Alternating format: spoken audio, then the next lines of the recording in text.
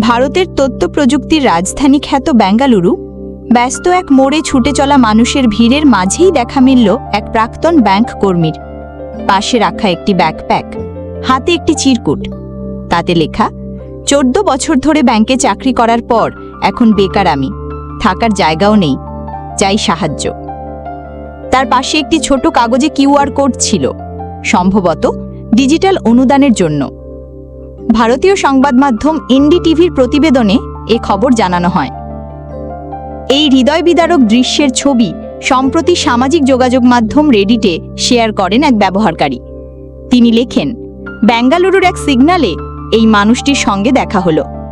বিষয়টি যতই হৃদয় বিদারক হোক, আমি ভাবছি এটা কি সমাজের ব্যর্থতা নাকি তার ব্যক্তিগত সিদ্ধান্তের ফলে পাওয়া দুর্ভাগ্য।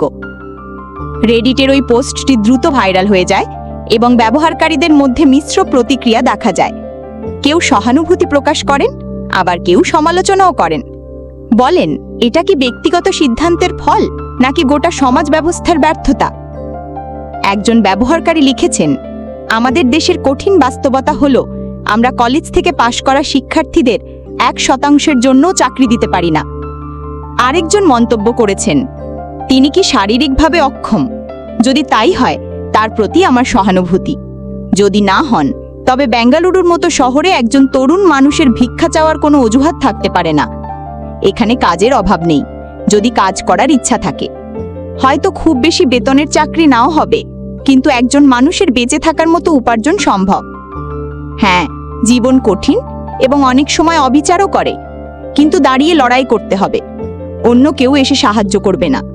তবে আরেকজন ভিন্ন মত দিয়েছেন। তার মন্তব্যটি ছিল, তিনি যদি শারীরিকভাবে সক্ষম হন তাহলে ডেলিভারি বা ড্রাইভিংয়ের মতো কাজ করতে পারেন। কিন্তু বাস্তবতা হলো, দীর্ঘদিন বেকার থাকলে মানুষ মানসিকভাবে ভেঙে পড়ে, বিষণ্ণতায় ভোগে। সেটিও একটি বড় বাধা হয়ে দাঁড়ায়।